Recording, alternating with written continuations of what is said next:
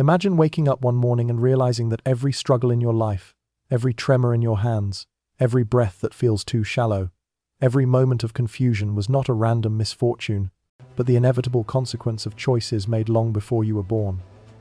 Choices not by you, not even by your parents, but by ancestors obsessed with something as intangible as blood.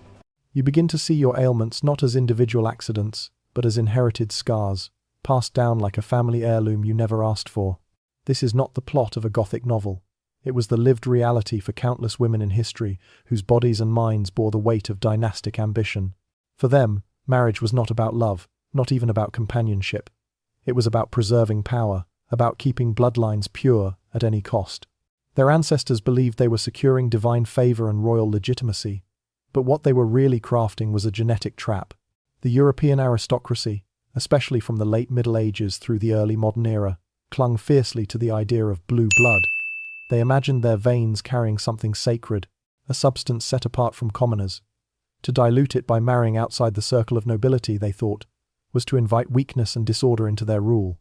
So cousins wed cousins, uncles took nieces as brides, and entire dynasties became tangled webs where love was irrelevant and lineage was everything. By the 16th century, most of Europe's great royal houses had become one interconnected family tree, its branches looping back into themselves, its roots choking the soil that once gave it strength. The Habsburgs, rulers of Austria, Spain, and a sprawling empire that touched much of Europe, took this practice to an extreme. They had a saying, "Let others wage wars, you, happy Austria, marry." It was half a joke, half a boast, but in reality, it was a death sentence written into their children's genes. The irony was cruel. These unions were meant to secure dynasties, but they slowly destroyed them from within. Generations of carefully arranged marriages created some of the most tragic figures in European history. Women born into privilege who lived and died in quiet agony, their bodies bearing the price of ambition.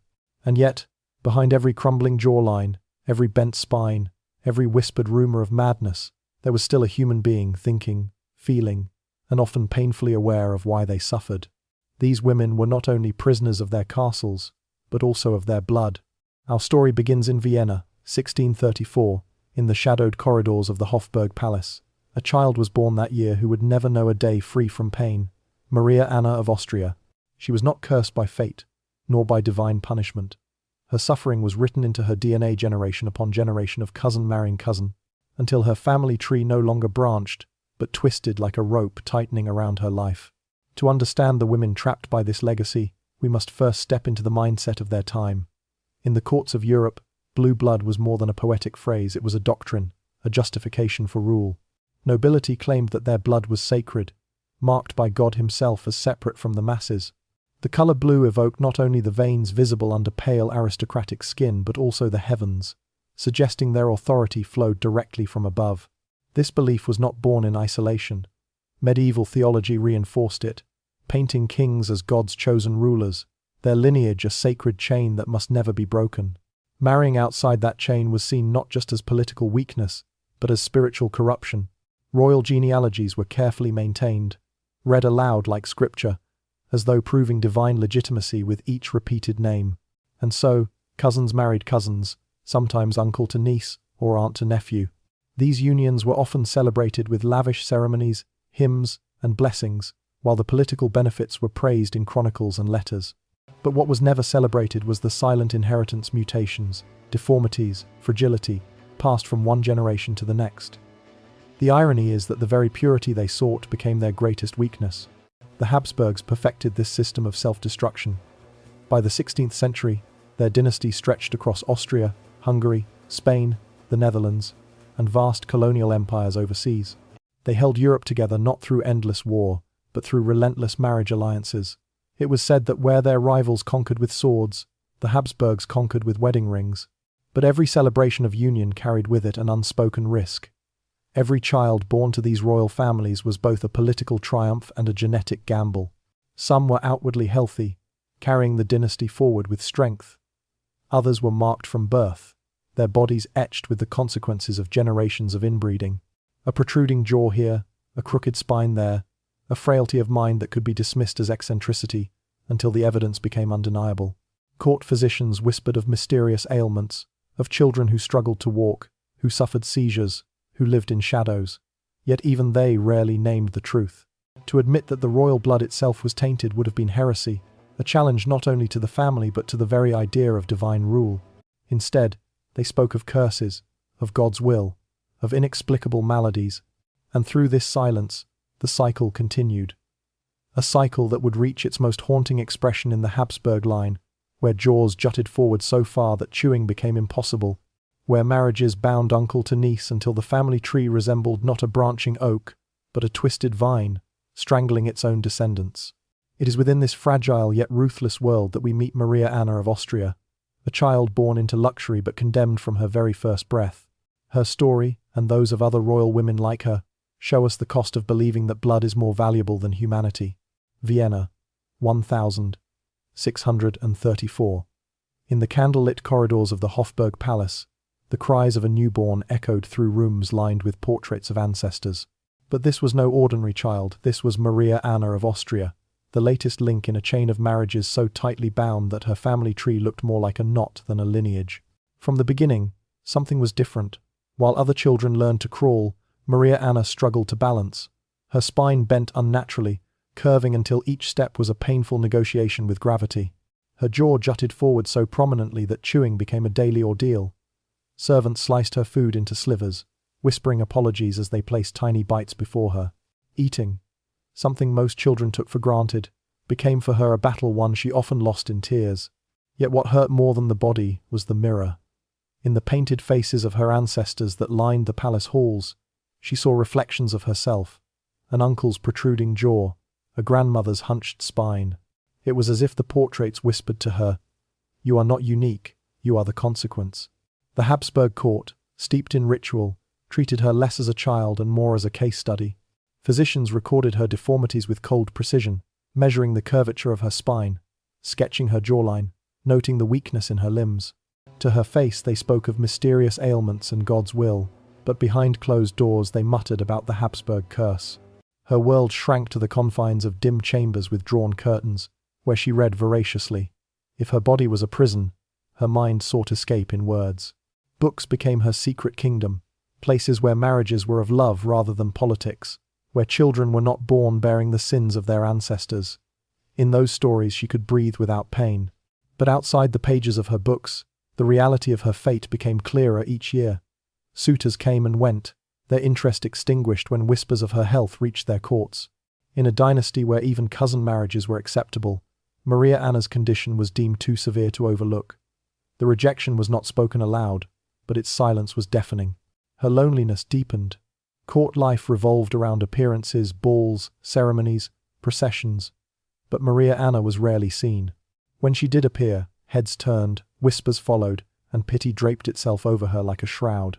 Worse than ridicule was the knowledge that her greatest value, in the eyes of her family, was not her intelligence or kindness, but her potential as a bride, and that value was slipping away. She died at just 32 years old. The official records spoke vaguely of illness and frailty, but the truth was written in her very bones. She had inherited the compounded damage of generations who had prized power over health, bloodline over humanity. Yet Maria Anna was more than a medical footnote. She was a girl who longed to run, a young woman who yearned for love, a mind that sought freedom in a body that betrayed her. Her short, painful life stands as one of the earliest human reminders that the obsession with purity carries within it the seeds of ruin. And tragically, she was only the beginning. Beyond Austria, in the sunlit courts of Spain, another woman bore an even heavier burden. Her name would echo through history as both a queen and a warning. Joanna of Castile, remembered as the Mad. Spain, 1479. In the Palace of Toledo, the daughter of Isabella I of Castile and Ferdinand II of Aragon was born into glory. Her parents were the Catholic monarchs, rulers who expelled the Moors, united Spain, and sent Columbus across the Atlantic. The infant girl, Joanna, seemed destined for greatness. Yet the seed of her downfall was already planted, hidden in her bloodline and in the cold calculations of dynastic politics. As a child, Joanna was intelligent and inquisitive. She mastered Latin, French, and Flemish, and grew into a striking young woman with sharp eyes and a restless spirit. Unlike many princesses of her time, she questioned rituals, theology, and even the logic of her tutors. But intelligence was no shield against the forces shaping her life. For her parents, Joanna was not a daughter to be nurtured, she was a piece in Europe's grand chess game. At just 16, she was married off to Philip the Handsome of Burgundy, a union meant to bind Spain with the Habsburgs and secure the power of her dynasty. At first glance, her life seemed like a fairy tale, a beautiful princess married to a handsome archduke. But reality was harsher. Philip, though admired for his looks, was arrogant, unfaithful, and manipulative. He treated Joanna with indifference and cruelty, flaunting his affairs in front of her.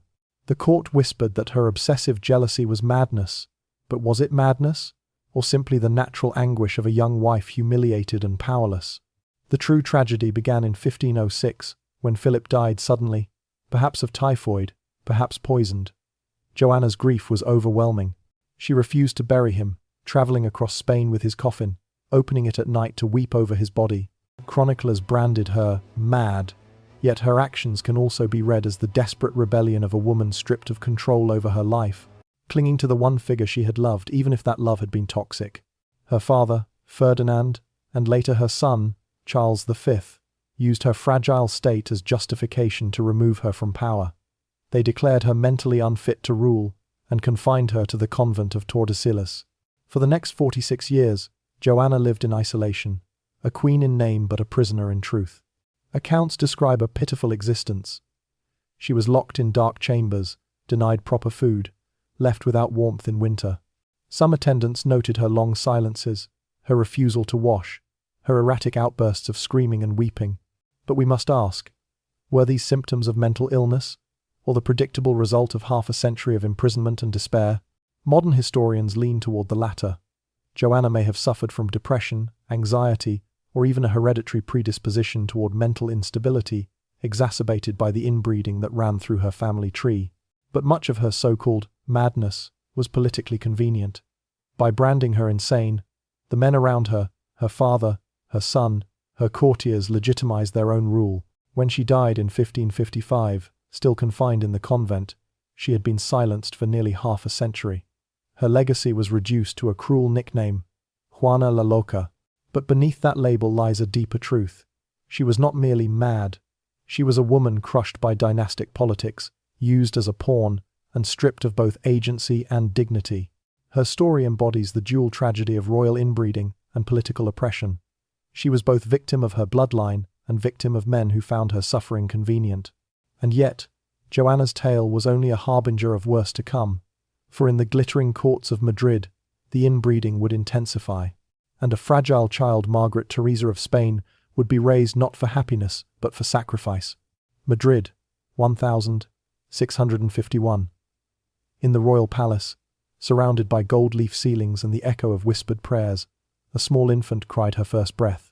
She was Margaret Teresa of Spain, daughter of King Philip IV and his niece, Mariana of Austria. From her first heartbeat, she bore the weight of a dynasty, already collapsing under the pressure of its own obsession with pure blood. Unlike most royal children, Margaret's life was recorded not just in chronicles but in art. Court painter Diego Velázquez immortalized her in portraits that remain iconic today. In Las Meninas, we see her as a small blonde child, dressed in layers of stiff satin, attended by ladies in waiting, her innocent gaze directed toward us across centuries. Yet even in that masterpiece, careful eyes notice the subtle signs of fragility, a slight protrusion of the jaw, a posture already betraying the weaknesses of her bloodline. Her childhood was short and suffocating. From the moment she could walk, she was trained to be an instrument of diplomacy. Lessons in languages, music, and etiquette filled her days, not to nurture her spirit but to prepare her for the fate chosen long before her birth, marriage to her uncle, Leopold I, Holy Roman Emperor. She was only a child. He was 26 years old and her father's own brother. The match was celebrated across Europe as a triumph of politics, but for Margaret, it was a sentence written in velvet and gold. In 1666, at just 15 years old, she was married and transported to Vienna. The grandeur of the imperial court masked the grim reality. Her role was singular, to produce heirs, but her body, frail from years of inbreeding, struggled under the weight of expectation. She endured 6 pregnancies in as many years. Miscarriages, stillbirths, and infants who lived only days, these became the rhythm of her life. When at last she bore a surviving son, Joseph I, The court rejoiced not for her health or happiness, but for the continuation of the dynasty. But each birth left her weaker. Modern doctors suspect she suffered from severe anemia, epilepsy, and chronic respiratory problems. Courtiers wrote of her exhaustion, her pale face, her difficulty standing for long periods during ceremonies. By 1673, at only 21 years old, her body gave out completely. The official cause was recorded as fever, but in truth, Margaret Theresa had been consumed by the very system that created her, a genetic trap disguised as divine will. Her death was mourned across Europe, not as the tragedy of a young woman whose life was stolen, but as a diplomatic loss. Statesmen lamented the wasted alliance, while priests assured the people that God had called her to heaven. Few spoke of the child who never knew freedom, the girl whose every step was choreographed by men, whose only value was her womb. Margaret's life reminds us that behind the portraits, the jewels, and the elaborate ceremonies, there were children stripped of agency, trapped in roles that broke them long before adulthood. She was not alone. Another Habsburg bride, Anna of Austria, sent to France, would suffer in her own way, carrying the curse of her family into the glittering halls of Versailles. 1615. Paris, the court of Louis XIII. The palaces gleamed with chandeliers and gold, but for the young bride Anna of Austria, it was a gilded prison. At just 14 years old, she had been sent from Spain to marry the French king, a political union meant to cement peace between two powerful empires. She left behind her family, her language, her homeland, and stepped into a court that eyed her with suspicion. Anna was born a Habsburg princess, the daughter of Philip III of Spain and Margaret of Austria, another union of close kin. From the beginning, her health reflected the toll of inbreeding, a protruding jaw, delicate posture, and frequent illnesses that left her weak. More hidden, though, was the psychological weight. Letters describe her as melancholic, shy, and prone to long bouts of silence, traits that courtiers whispered were signs of fragility. Her marriage to Louis XIII was cold from the start. Louis, himself a man consumed by his own isolation and rumoured inner conflicts, kept his distance. Court chronicles record nights spent apart, conversations reduced to formal exchanges, and public appearances where their smiles never reached their eyes. For Anna, every glance in the mirror reminded her of her duty, to produce an heir for France. Yet pregnancy after pregnancy ended in tragedy. Miscarriages, stillbirths, infants who lived only hours, each loss fed the poisonous whispers of the court. Doctors of the time, bound by superstition and ignorance, blamed her body. They subjected her to endless humiliations, bloodletting, purges, bizarre diets, meant to correct her supposed defects. They never suspected the true cause, that generations of cousin marriages had burdened her with genetic weaknesses. The Queen of France became little more than a patient on display, her dignity chipped away under the gaze of physicians and courtiers alike. Her isolation deepened. In Versailles, Anna was often confined to her chambers, praying obsessively, seeking comfort in ritual. Her devotion to Catholicism grew intense, almost desperate a way to find control in a life stripped of choice. She was mocked for her Spanish severity, ridiculed for her failures as a queen. Behind closed doors, she wept for the children she lost, for the coldness of her marriage, and for the voice she never had. Then, in 1638, after 23 years of marriage, a miracle occurred. Against all odds, Anna gave birth to a healthy son, the future Louis XIV, the Sun King. France erupted in celebration. Bells rang in every cathedral, nobles declared it proof of divine favour. For Anna, it was vindication, proof that she was not cursed, not barren, not worthless. And yet, the joy was short-lived. Another pregnancy followed, and another child, Philip, Duke of Orleans, but Anna's health declined rapidly afterward. The years of grief and the toll of repeated pregnancies had left her body frail and her spirit scarred. She lived long enough to see her son ascend to greatness, but she carried her melancholy to the end.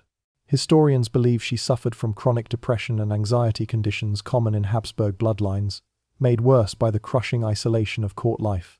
In her later years, she acted as regent for her son, proving at last that she possessed a quiet strength beneath the years of ridicule.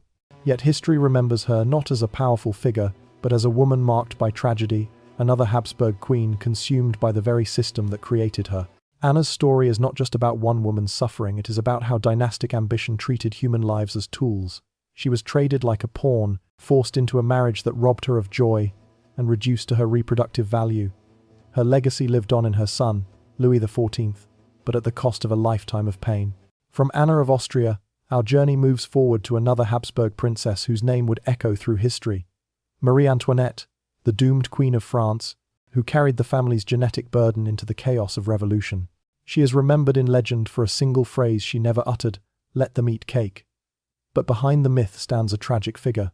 Marie Antoinette, a child of the Habsburg dynasty, whose life and death would come to symbolize both the glitter and the ruin of 18th-century monarchy. Born in 1755, Marie Antoinette was the daughter of Empress Maria Theresa of Austria and Francis I, Holy Roman Emperor. Her bloodline was as illustrious as it was poisoned. Centuries of cousin marriages had left their marks: the Habsburg jaw, hormonal issues, and psychological fragility. From her youth, she displayed traits common among her ancestors: periods of anxiety, mood swings, and a delicate constitution that physicians did not fully understand. At the age of 14, Marie Antoinette was sent to France to marry Louis XVI, heir to the throne. The marriage was less about love than about politics, sealing an alliance between Austria and France. Paris welcomed her with pomp and grandeur. Artists immortalized her beauty, her youth, her apparent innocence. Yet behind the gilded portraits lay an unsettling truth.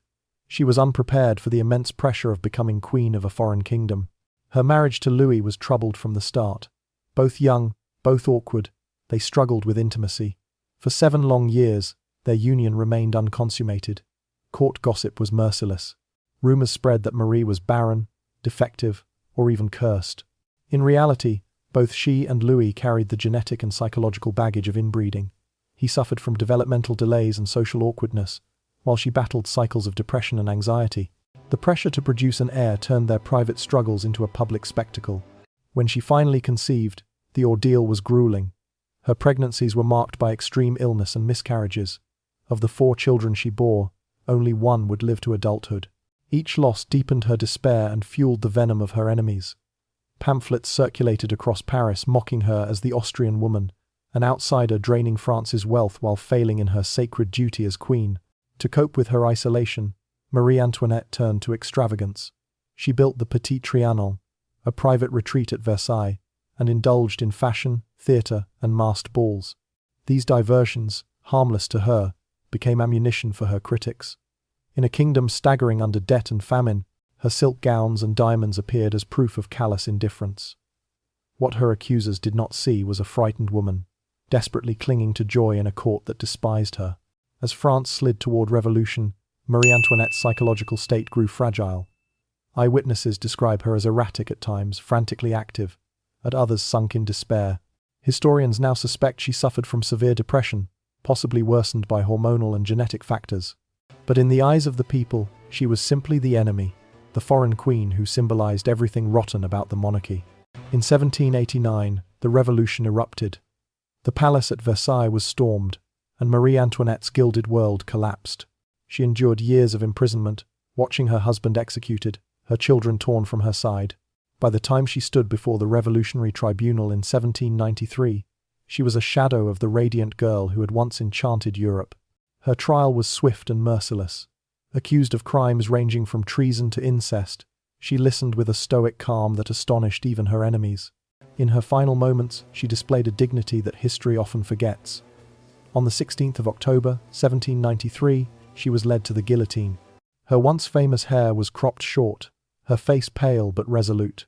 Before the blade fell, she whispered an apology to her executioner for accidentally stepping on his foot, an almost absurdly human gesture in the face of death.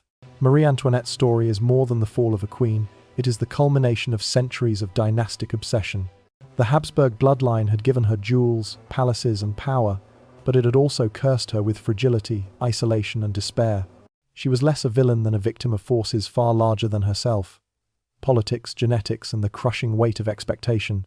Her death closed one chapter of the Habsburg legacy, but it also signaled the beginning of modern Europe, where thrones crumbled and monarchs would never again reign untouched by the voices of the people. From Marie Antoinette, our story shifts to the forgotten Spanish infantas, young women whose short lives reveal the darkest depths of Habsburg inbreeding children born not for joy, but as the final desperate links in a dynasty unraveling under its own blood. In the grand chronicles of European royalty, certain names glitter like jewels: emperors, queens, conquerors. Yet hidden among them are lives scarcely remembered: the Spanish infantas, daughters of kings and queens who were destined not for glory but for suffering. They were not rulers nor warriors, but pawns of a dynasty that valued blood purity over humanity. Their bodies bore the cruel weight of centuries of inbreeding, and their stories reveal perhaps the most concentrated tragedy in the Habsburg saga. The most infamous of their kin, Charles II of Spain, was so genetically damaged that he was described by contemporaries as the bewitched. He was sterile, epileptic, and intellectually impaired, the very endpoint of 16 generations of cousin marriages. But if Charles embodied the death of a dynasty, the Infantas, his sisters and cousins, were its silent casualties. Take Maria Margarita of Spain, born in 1651. From her earliest years, she struggled to walk and to speak. She did not form sentences until she was 7, her words slurred and difficult to understand. In modern terms, historians recognize signs of developmental delays and possible autism spectrum disorders. Yet, in the rigid world of 17th century Madrid, none of this mattered. She was royal, and thus, she was expected to marry and produce heirs. Her sister, Maria Teresa, fared no better. She suffered from what physicians at the time called the falling sickness, almost certainly epilepsy, alongside chronic respiratory problems so severe she could barely climb stairs without gasping for breath. Her jaw was malformed, her spine bent in painful curves. She required constant medical care just to function, yet her value at court was still measured by her potential as breeding stock. The palace at Madrid, the Alcázar, resembled less a royal residence than a sprawling infirmary. Physicians, priests, and attendants moved constantly through its echoing corridors, tending to children whose very existence was a study in genetic catastrophe. Reports survive describing children who could not chew food because their jaws would not close, infants who lived only hours or days before succumbing to unseen defects, and young women who suffered miscarriage after miscarriage in their short lives. What makes their plight even more haunting is the political machinery that drove it. Every marriage negotiation was calculated not around health or compatibility, but alliances. European courts exchanged detailed medical reports on the infantas, not out of compassion, but to assess their breeding potential. These were young women reduced to livestock in silk gowns. Maria Margarita was eventually married to her cousin, the Holy Roman Emperor Leopold I, who had already been married to her relative Margaret Teresa. The union was a disaster. Her developmental delays made it impossible for her to understand her role as wife, and her health problems rendered consummation nearly impossible. She lived only a few years after marriage, dying young, her body worn down by illness and expectation. Letters from attendants and physicians reveal the horror behind the gilded walls. Miscarriages, infant deaths, and the constant fear of pregnancy dominated their lives. Without modern medicine or genetic understanding, they interpreted their suffering as divine punishment or personal failure. Imagine being told that your pain, your seizures, your infertility were not the result of generations of inbreeding, but of God's wrath or your own weakness. Such beliefs crushed their spirits as effectively as their illnesses crippled their bodies. And yet, amid their silence, the records speak volumes. The Alcázar's archives read like a medical textbook: epilepsy, severe depression, scoliosis, infertility. The infantas were less human beings than case studies in genetic collapse. Each name, each file, tells the same story: a young woman expected to save a dynasty, yet doomed by the very blood that gave her her crown. Their lives ended without legacy. Few lived beyond their 20s. Many died in childbirth, or faded away after years of decline. They were mourned not as daughters or sisters, but as failed vessels, royal wombs that did not produce the heirs a crumbling empire so desperately needed.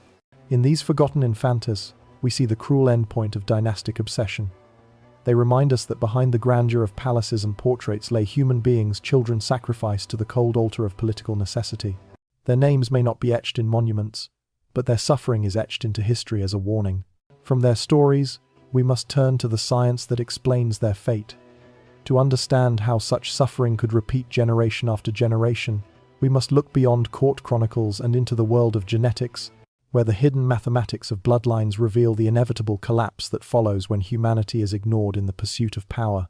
The suffering of Maria Anna, Joanna of Castile, Margaret Teresa, and the forgotten infantas can seem like a collection of isolated tragedies. But in truth, they were symptoms of something deeper, a genetic trap that the Habsburg dynasty had built for itself over centuries. To understand why their stories followed such a predictable, heartbreaking pattern, we must step away from palaces and chronicles and enter the world of genetics. When two unrelated people marry and have children, their genes mix in ways that typically reduce the likelihood of harmful traits being expressed. But when close relatives, cousins, uncles and nieces, even siblings marry across many generations, the opposite occurs. Scientists call this inbreeding depression. Harmful recessive genes, normally masked by healthy variants, are paired together again and again until their effects can no longer be hidden. The Habsburgs provide one of history's clearest case studies of this principle. A modern genetic analysis published in 2009 estimated that the inbreeding coefficient of King Charles II of Spain was higher than that of a child born to a brother and sister. His parents were uncle and niece, his grandparents were also close kin, and the pattern repeated for 16 generations.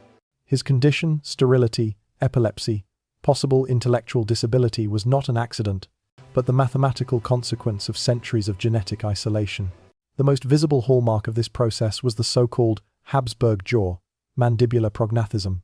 Portraits across the dynasty reveal the trait becoming more pronounced over time. Chins jutting forward, lips unable to close, chewing made nearly impossible. Court painters, loyal to their patrons, often softened the deformity, but even their careful brushwork could not disguise what nature had carved so brutally. But the jaw was only the outward sign. In letters, diaries, and physician reports, we find references to what we would now recognize as autoimmune disorders, epilepsy, depression, infertility, and developmental delays. These ailments were not scattered randomly but appeared in clusters, generation after generation, in both male and female descendants. What makes this tragedy so chilling is that it was not unknown, even at the time. Royal physicians noted patterns, whispering about the curse of the Habsburg line, yet no action was taken. Why? Because politics outweighed biology. Marrying within the family secured alliances, kept wealth consolidated, and reinforced the illusion of divine bloodlines. The Catholic Church, rather than stopping these unions, granted dispensations that made them holy in the eyes of the faithful. The results were catastrophic not only for individuals but for entire empires. The premature deaths, miscarriages, and infertile unions weakened dynastic succession. Wars of succession erupted across Europe when inbred monarchs died childless. The Habsburgs' very obsession with blood purity ultimately undermined the very stability they sought to preserve. From a modern perspective, their story illustrates the profound importance of genetic diversity. Just as ecosystems collapse when species lose diversity, so too do dynasties suffer when their bloodlines become too narrow. The Habsburgs may not have understood the science, but they could not escape its consequences. Every cough in a dim palace corridor, every miscarriage behind closed doors, every child born too weak to survive. These were the echoes of recessive genes finding each other again and again in the same poisoned pool. For the women of the dynasty, the cost was uniquely cruel. They bore the physical burden of pregnancy, the psychological weight of failure, and the silent shame of being blamed for conditions they never caused. Behind the glitter of their gowns and jewels, they were living experiments in genetic collapse. And yet, their pain provided lessons for the world. Today, scientists cite the Habsburg family as one of the clearest examples of the dangers of dynastic inbreeding. Their tragedy helped shape our understanding of genetics, heredity, and the need for diversity in human health. But to truly grasp the full scope of this story, we must now step back from the personal and the scientific, and look at the structures of power that perpetuated such suffering. Because the Habsburg women were not only victims of biology, they were also prisoners of politics, faith, and a worldview that placed dynasties above humanity. The suffering of the Habsburg women was not only written in their blood, it was enforced by the machinery of power that surrounded them. The dynasty's obsession with preserving its sacred lineage was not an individual choice. It was a carefully maintained system, upheld by politics, religion, and social expectation. For the Habsburgs, the throne was not merely a seat of authority, it was seen as ordained by God. Their divine right to rule became intertwined with the purity of their blood. To marry outside their family was not just to risk losing wealth or territory, it was to threaten the very foundation of their legitimacy.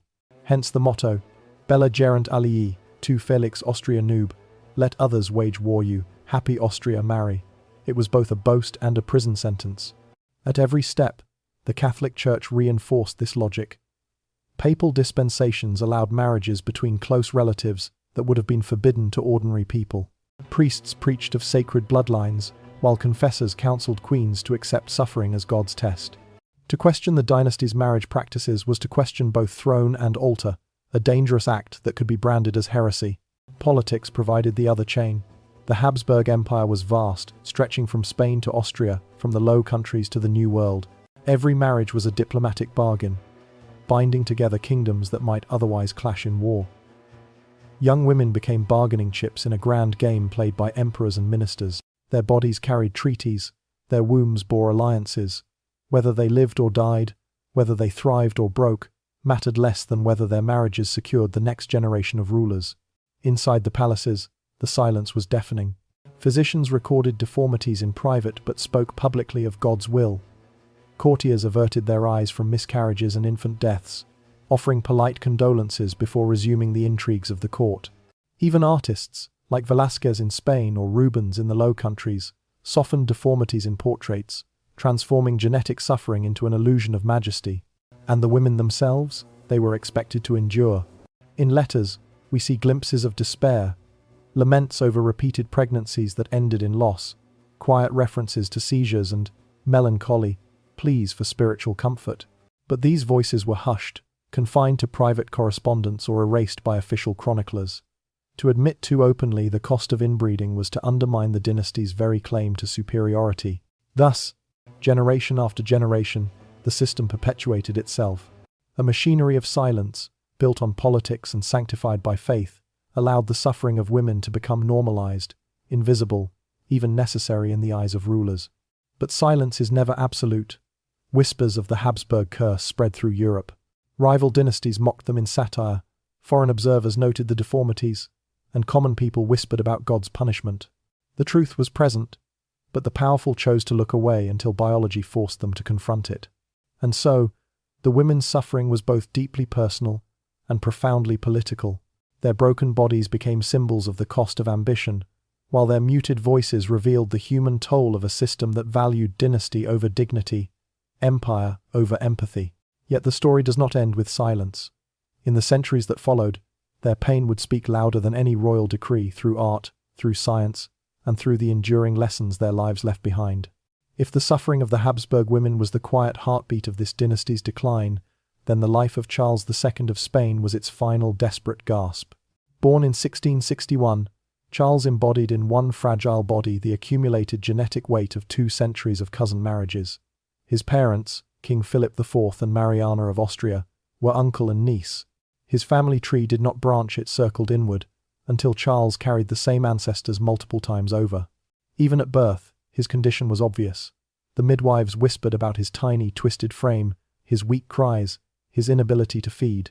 Physicians noted the pronounced Habsburg jaw, so malformed that he could barely chew food. His body was frail, his limbs thin and misshapen, his stomach bloated from digestive issues. He suffered from epilepsy, developmental delays, and chronic illness.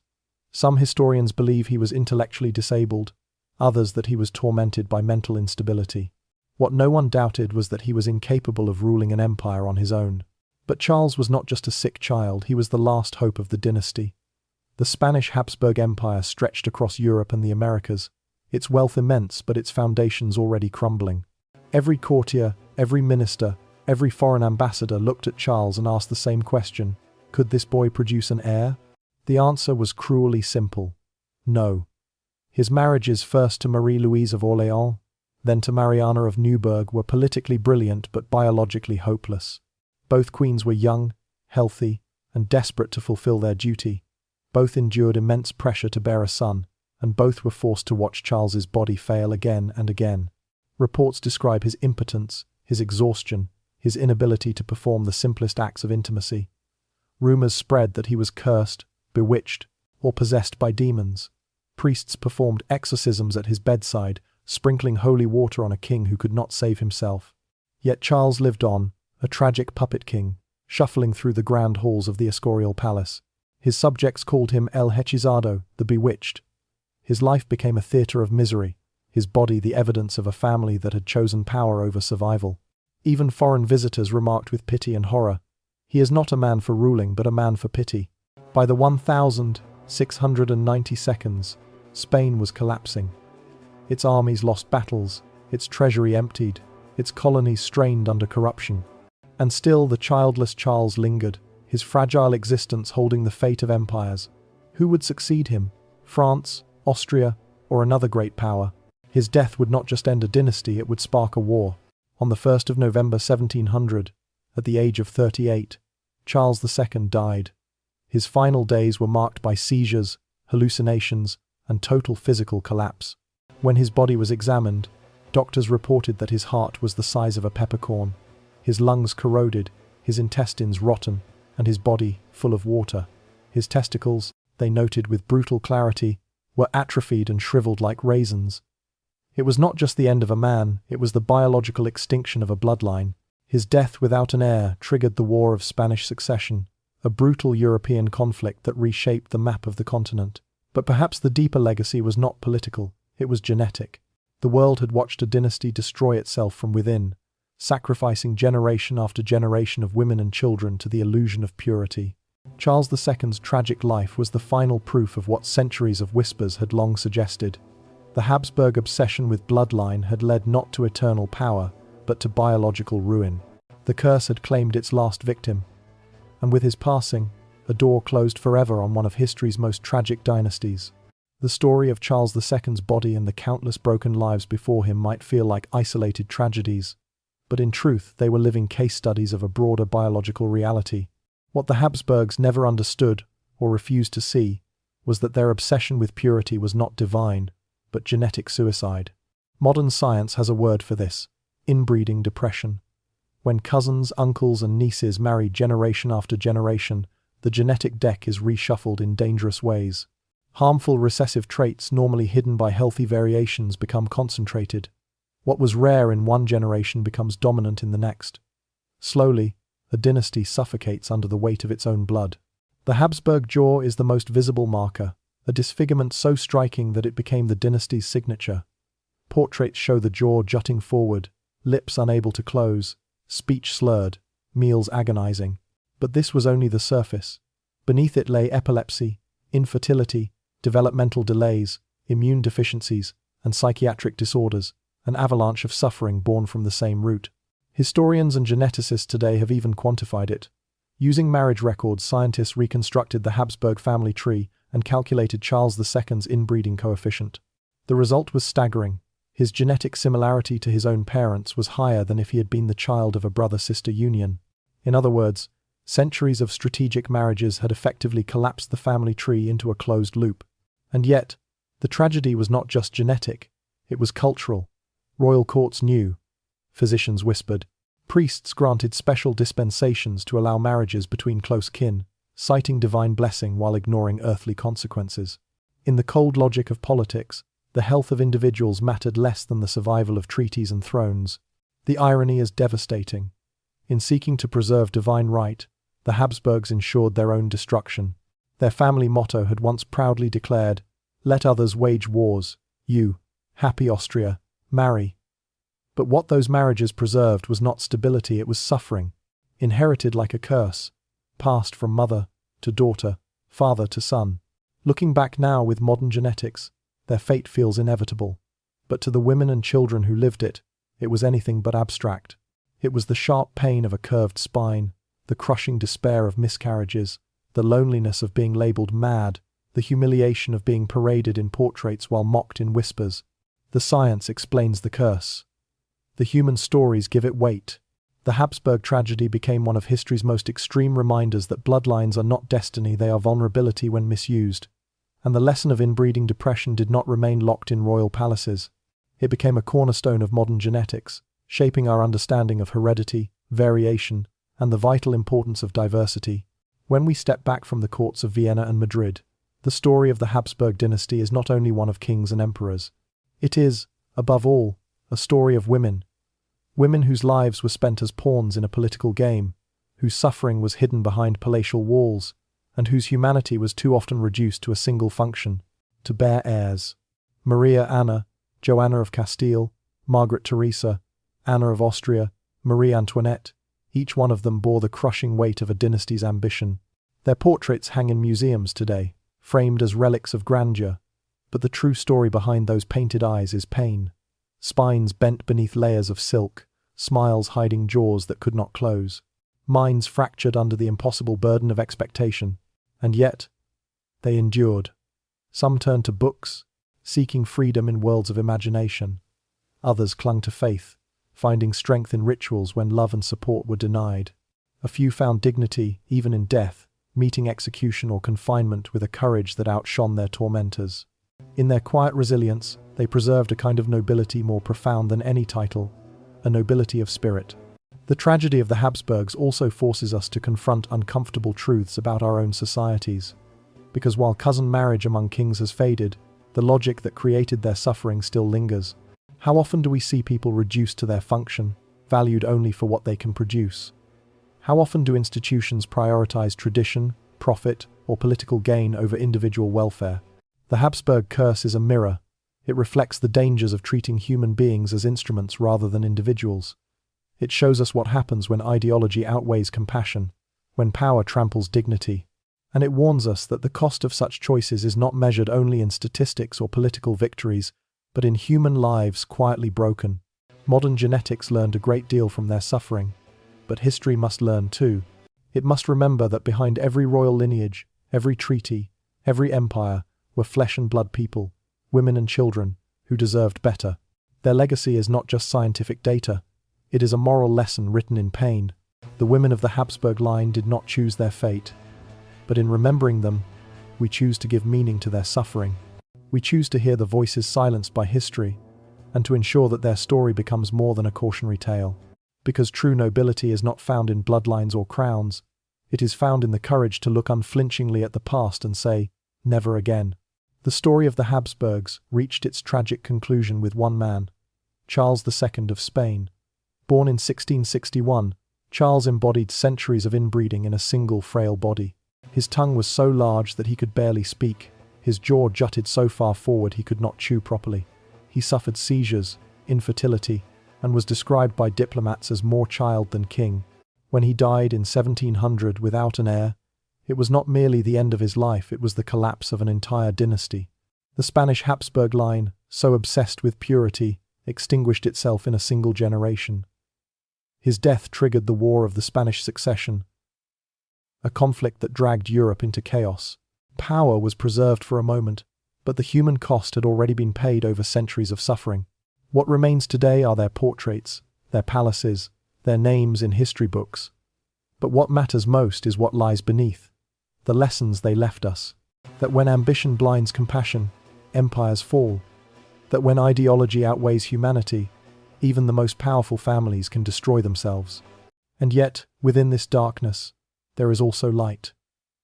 The women of the Habsburgs, Maria Anna, Joanna, Margaret Theresa, Anna, Marie Antoinette, though trapped, resisted in small but profound ways. By enduring, by leaving behind records of their struggles, they forced history to confront its own cruelty. Their lives, though often cut short, shaped not just dynasties but science itself. From their tragedies came insights into genetics, heredity, and the importance of diversity for human health. But perhaps their greatest legacy is a moral one. They remind us that dignity is not measured by crowns or titles, but by the courage to endure when all else is stripped away. That compassion must always come before tradition, that no family, no empire, no nation can thrive if it sacrifices its people at the altar of power. As we close their story, imagine once more waking up to find that your struggles were written before your birth, etched into your very blood by choices you never made. This was the reality for the Habsburgs. Their pain is not just history, it is a warning that even the most glittering palaces can hide unbearable suffering, a warning that power without humanity will always destroy itself, and a reminder that the true measure of nobility lies not in blood, but in the courage to love, to endure, and to choose humanity over power. The Habsburg curse has ended, but its lesson still speaks to us. Never confuse purity with strength, and never forget the human cost of ambition.